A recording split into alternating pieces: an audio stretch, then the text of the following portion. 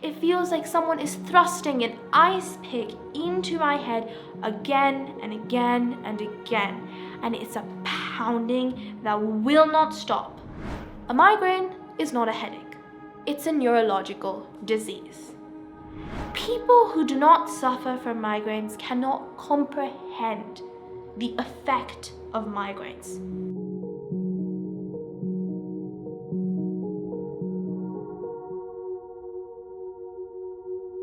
My family and I, we like to travel. 2015, we headed to Niagara Falls. Middle of the summers. Extreme heat. I remember day one, my dad was so sunburned, he winced every single time he moved, as every time the clothes would move against his skin. I can imagine it was extremely painful. Can't relate, I've never been burnt to that degree. But on the second day, while we were at Niagara Falls, as around halfway through the day, I developed a headache in one side of my head, on one side of my brain. Head, actually, would be a better word. And I begged my parents, let's go back to the motel room. Let's go back to the motel. I am actually dying. I mean, of course I meant it in a figurative way, but it definitely felt that way. And so I convinced my parents I begged my parents, I'm like, can we please go back to the motel room? And then, the moment I reach back to the motel room, I throw up all over the floor. It was not good. And as you can imagine, my parents were not very happy with me. As I can also imagine, neither was the motel. But they did give us another room, and the next day I had to go to breakfast and hope that no one there knew what I did. I don't know why I thought they would, but my brain thought they would. I thought they would. That was the first time I'd had a migraine. My name's Maya, and the story I'm telling you is when I was 9 years old. And while that might have been the first time I had a migraine, it definitely wasn't the last. Over time, after the trip to Niagara Falls, I would have headaches ever so often, with increasing frequency as time went on. I always dismissed them as headaches, a problem that I'll later get into. And remember, this is just my experience. I'm just telling you about my experience. But over time, they would get worse and worse and worse, and I would keep dismissing them as headaches. I never looked into them. It's just headaches. I thought I was probably dehydrated. I probably didn't drink enough water. I was sick or something. Whatever the reasons, I can't even remember. So originally, I would take paracetamol. Then I switched over, and then that stopped working, and I switched over to other over-the-counter painkillers. I got through all of them: Advil, acetaminophen, ibuprofen, aspirin, as I said previously, paracetamol, etc. All of them stopped working. I had either developed, I don't know what happened. I had either developed a tolerance or my migraines were getting stronger. I'm going to go with the latter, simply because they were getting stronger and more painful. And they have consistently become more painful. And then eventually I would start taking naps. The naps worked in the beginning, 1 hour, 2 hours, 3, 4. Then eventually I reached a point where I would try to stay up until 8, 9, and then I would just sleep for 8, 9 hours. And the next morning I would wake up and my migraine was gone. That didn't last very long. I would start waking up, and the next day, around 30 to 60 minutes after waking up, my migraine would rear its head again, like a serpent waiting to slither in at the perfect opportunity. Only this opportunity would be in the morning, before school, on a Saturday and a Sunday when I had to go out, when I wanted to be with friends. And it would get progressively worse. So I think the first thing to address here, if the most important, that I've realized over 7 years, and considering that I have not even turned 17 yet, I consider that my greatest achievement, surviving 7 years of this torture. Migraines are not headaches. They are the furthest thing from headaches.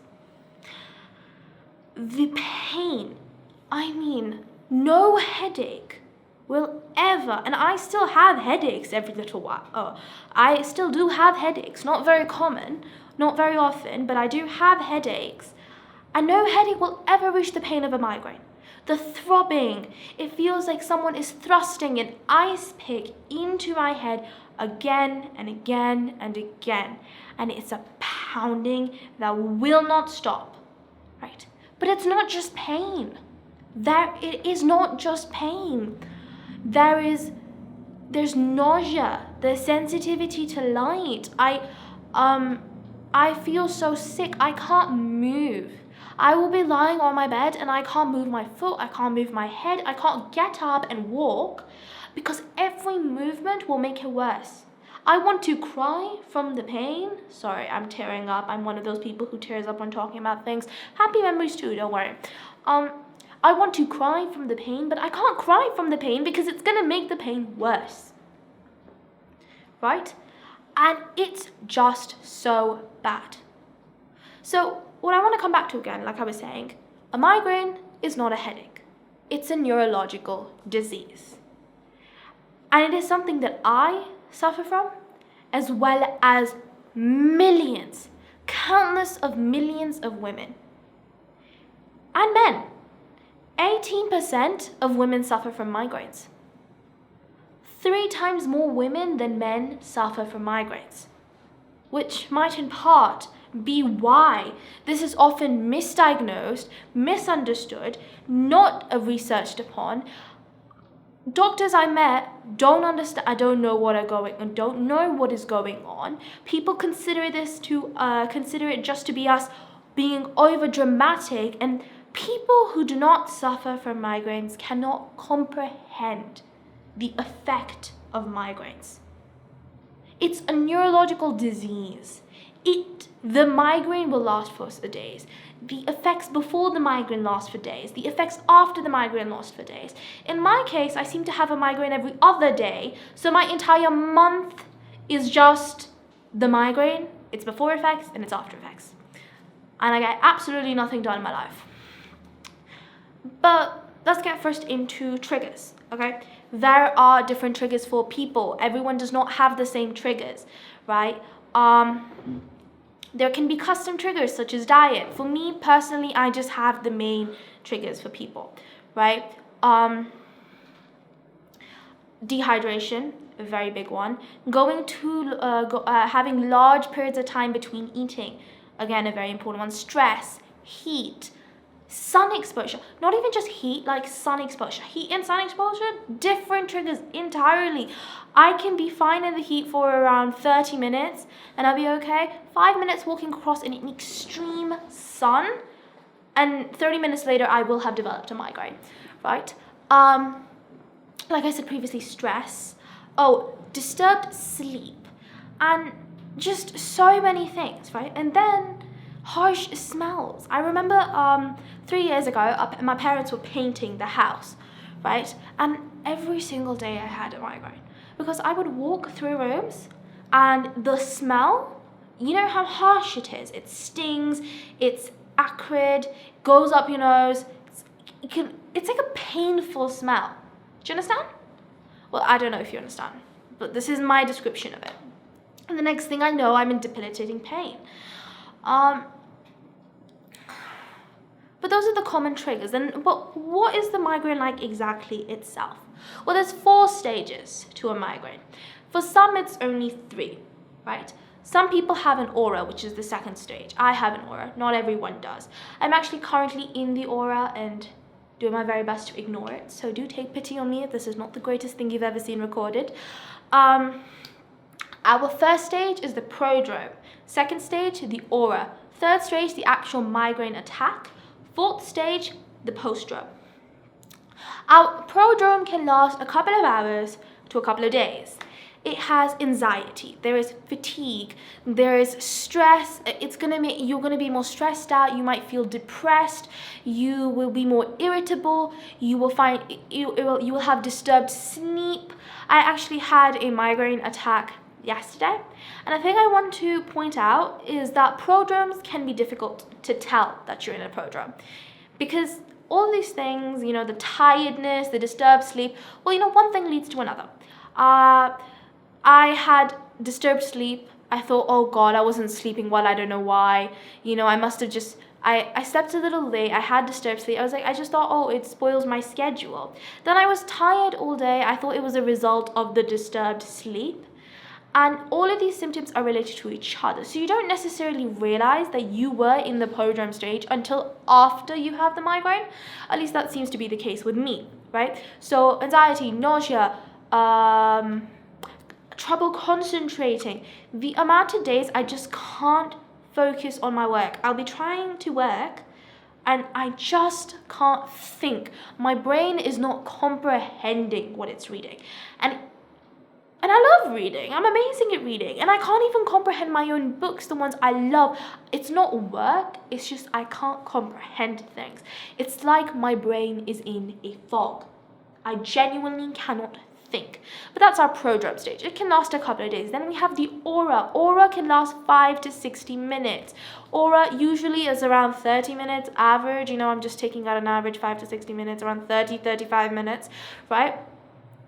And actually, I had an aura, which I didn't realize until later on my senior farewell, right?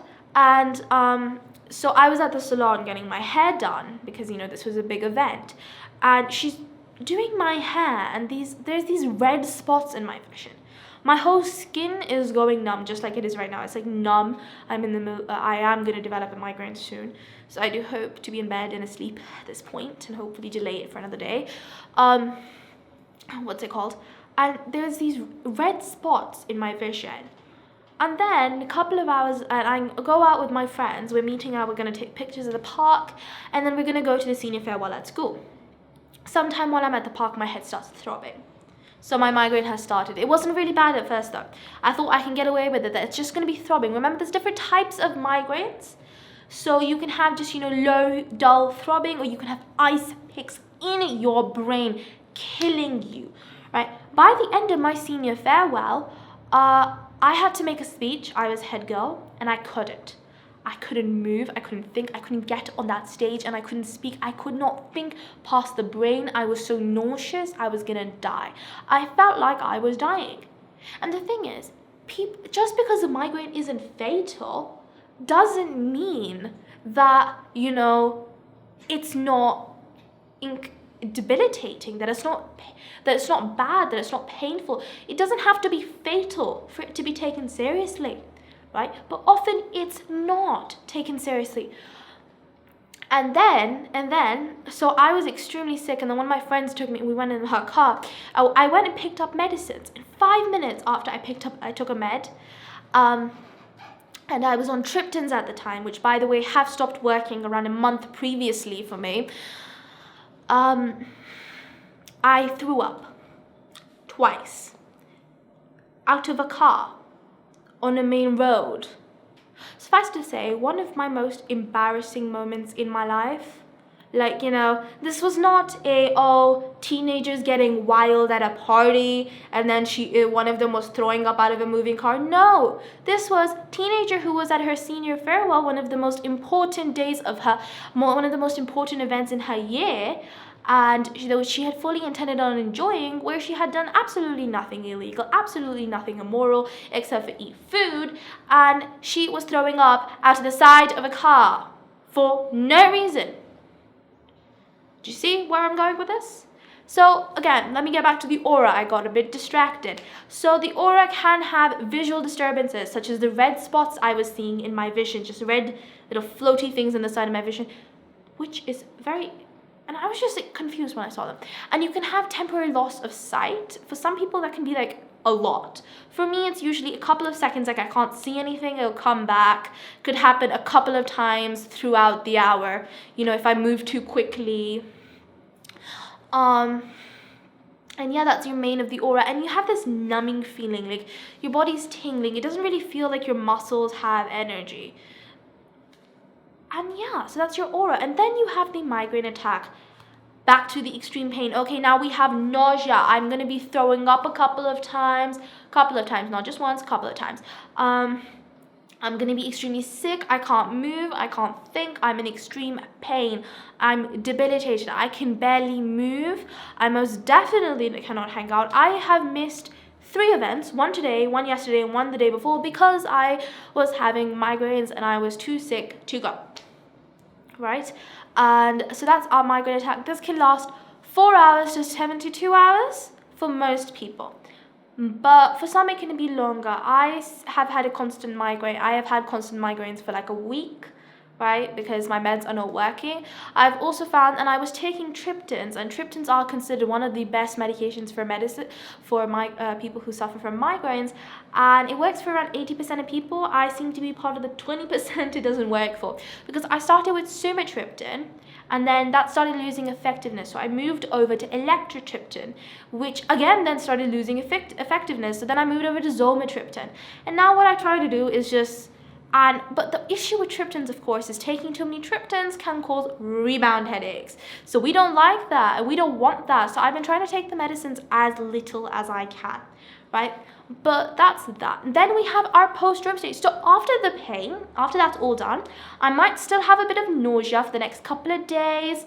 I'm going to still have difficulty focusing, and I'm going to be extremely tired. I'm also going to be in a very weird mood. So you can either be depressed or extremely giddy, like you'll be extremely happy. And it might sound weird, but today was my post-drum stage up until I think I'm developing a migraine again. Can't tell if it was post-drum or prodrome. It just kind of seems to blend together for me at a certain point. But earlier I spent half the day crying because I was so sick of my migraines always being there, taking up my life. Then I was laughing for 2 hours straight at myself, by myself, over things that I'm talking to myself about. And then I'm back to crying. So my point being, I'm either depressed or I'm euphoric, right? And that's for me. I think most people just have one. I'm not sure. Like I said, I only know one other person with migraines, and she seems to have a lot more of the nausea, vomiting, and pain. And I seem to have every single thing else, including the pain. And hers have been getting progressively worse. That's progressively better. Sorry. They've been getting progressively better, and that's good. So, and then that's that. So then in the overall total time of all of this, it can easily take up 2 weeks, the whole process of prodrome to postdrome, which means that's a lot of unproductive time. A lot of time I haven't been able to go to work. I haven't been able to go to school. I haven't been able to study. I haven't been able to socialize. I haven't been able to have a life, basically. And yes, and then there's 2 main ways to control your migraines. And they're not really controlling. Okay, so we have preventative and then we have abortive. So preventative medicines are ones you take daily. They will help they will reduce your migraines. Depending on how severe you have them, it will. If the more severe you have them, the less they reduce them. So some people get reduced 30% migraines, which is still better than, nothing. And you take it daily. It's a medicine. You take it daily. And for those times when the migraine does get through, or if you're not taking any preventative medicine at all, you have abortive medicines, such as the triptans. Triptans are the main form of this of the abortive migraine medicines, and these do work on most people. And it's basically it cuts off access to the neurotransmitters in your brain for the pain or for the migraine. I'm not sure exactly. Like I said, I'm not a neurologist, but those have been losing effectiveness for me. And as I am under 18, as far as I know, as far as I'm aware, I cannot be trying out preventative medicines anytime soon. But yes, thank you. That was everything about my migraine experience.